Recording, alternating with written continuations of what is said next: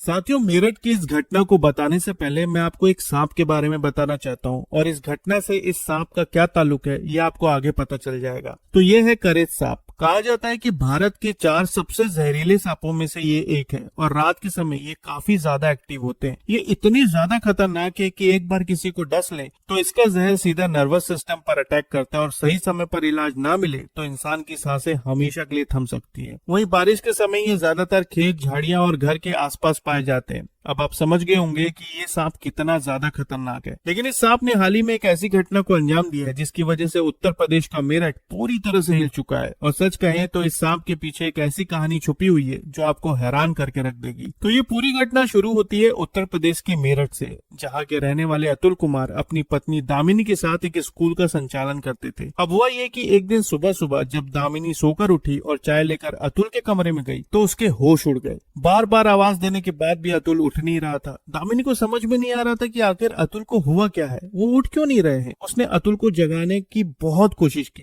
लेकिन फिर अचानक दामिनी की नजर कमरे में घूम रहे एक सांप पर पड़ी और वो कोई मामूली सांप नहीं था बल्कि करेत सांप था। दामिनी ने तुरंत अतुल को देखा, तभी उसे अतुल के हाथ में सांप के काटने के निशान दिखे और ये सब देखकर वो बुरी तरह से घबरा गई।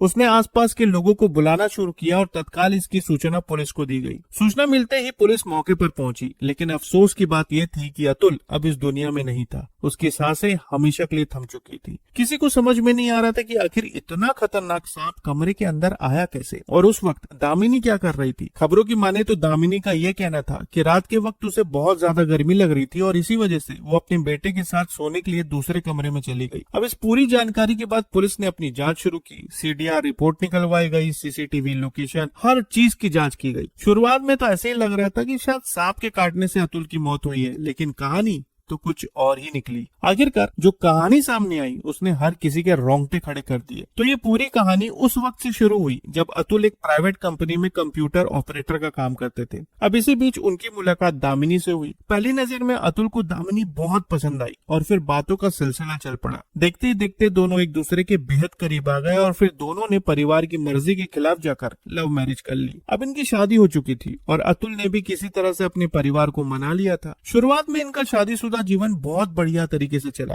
लेकिन फिर अचानक दामिनी का अतुल के परिवार के साथ अनबन शुरू हो गया। और एक दिन दामिनी ने अतुल के परिवार वालों से कहा कि उन्हें किसी पुरोहित ने कहा है कि अगर खुशहाल जीवन जीना है तो अतुल को अपने परिवार से कम 4 साल तक अलग रहना होगा। अब ये बात सुनकर अतुल के परिवार वालों को अजीब लगा, लेकिन फिर अतुल ने हस्तिनापुर में एक किराए का मकान ले लिया और दामिनी और अपने 6 साल के बेटे के साथ वहीं पर रहने लगे। अब अतुल जहाँ काम करते थे उन्होंने वहाँ की नौकरी छोड़ दी और कृष्णा किड्स प्ले स्कूल नाम से एक स्कूल की शुरुआत की। अच्छी बात यह थी कि दामिनी भी पढ़ी लिखी थी, उसने डबल एमए के साथ बीएड भी किया हुआ था और इसी वजह से अब अतुल और दामिनी दोनों मिलकर स्कूल को बढ़िया तरीके से चलाने लगे। लेकिन फिर धीरे धीरे उनके स्कूल में बच्चों की संख्या बढ़ने लगी। दूर दूर से बच्चे उनके स्कूल में पढ़ने के लिए आने लगे और अब इन्हें जरूरत थी एक ड्राइवर की जो उनके स्कूल वैन को अच्छी तरह से चला सके और बच्चों को स्कूल लाना ले जाना कर सके। अभी एक अच्छे ड्राइवर की तलाश कर रहे थे, तभी इनकी मुलाकात तुषार नाम के एक व्यक्ति से हुई। तुषार ने कहा कि वो बहुत अच्छी तरह से स्कूल वैन चला सकता है, जिसके बाद तुषार को 10,000 रुपए महीने के हिसाब से नौकरी पर रख लिया गया।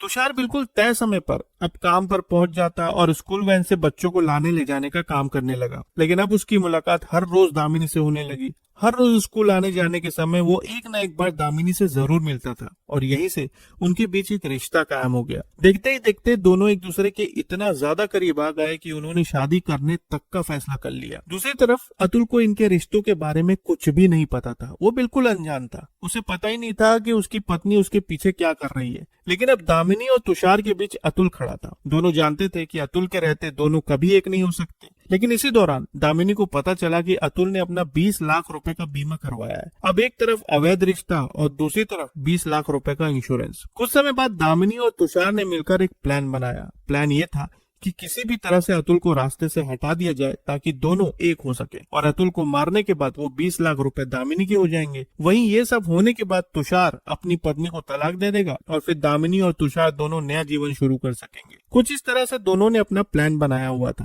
लेकिन आपको जानकर हैरानी होगी कि अतुल को मारने के लिए दामिनी और तुषार पिछले 1 साल से प्लान बना रहे थे और इसी के चलते इन्होंने अतुल को मारने का अपना सबसे पहला अटेम्प्ट किया। कहा जा रहा है कि कुछ समय पहले अतुल को एक अर्टिगा कार से टक्कर टक्कर मारी गई थी, लेकिन किसी तरह से वो बच गया। अब अतुल उस वक्त उस गाड़ी वाले पर मुकदमा दायर करना चाहता था, लेकिन दामिनी ने उसे मना कर दिया, कहा कि ये सब लफड़े में मत पड़ो। इसके अलावा अब हर रोज दामिनी अतुल को किसी तरह की नशीली दवाइयां देने लगी, जिसकी वजह से उसकी तबीयत अक्सर खराब रहती थी। हालांकि बीच में अतुल को शक भी हुआ था और इस बारे में उसने अपनी माँ को भी बताया था, लेकिन फिर इन बातों को दरकिनार कर दिया गया। अब जब दामिनी और तुषार की पूरी प्लानिंग फेल होती दिख रही थी, तब एक दिन तुषार ने दामिनी को अपने सपेरे दोस्तों से मिलवाया, जिनके नाम थे सोनू और उदय। दामिनी ने उन्हें अपना पूरा प्लान बताया और फिर 5 लाख रुपए में डील तय हो गई। इसके बाद दामिनी और तुषार ने बाजार से नींद की गोलियां खरीदी और दामिनी अपने घर चली गई। रात के समय दामिनी ने नींद की गोलियां अतुल के खाने में मिला दी, जिसकी वजह से वो गहरी नींद में सो गया। अब जब वो गहरी नींद में था, तब दामिनी ने तुषार और सपेरे को बुलाया। इसके बाद अतुल को जहरीले करेत सांप से डसवाया गया और सांप को बिस्तर में छोड़कर ये लोग वहां से फरार हो गए।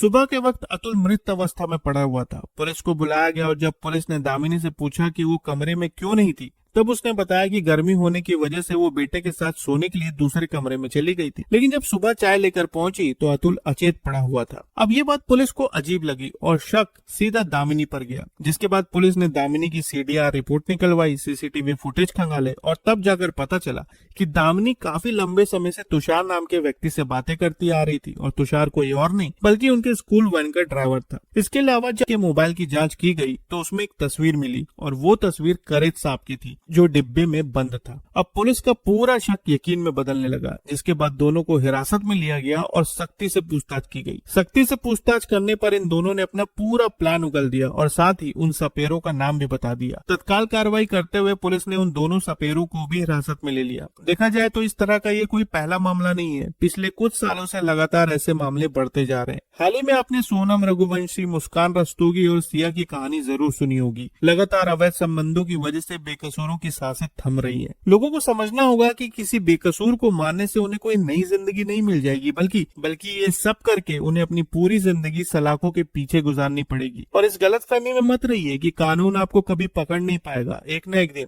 आपके बुरे कर्म सबके सामने आ ही जाएंगे। वैसे साथियों, इस पूरी घटना पर आप क्या कहना चाहेंगे कमेंट में जरूर बताएं और नई खबरों के लिए चैनल को सब्सक्राइब करना ना भूलें। तो फिर मिलते हैं साथियों एक और नई खबर के साथ, तब तक के लिए आपका बहुत बहुत धन्यवाद।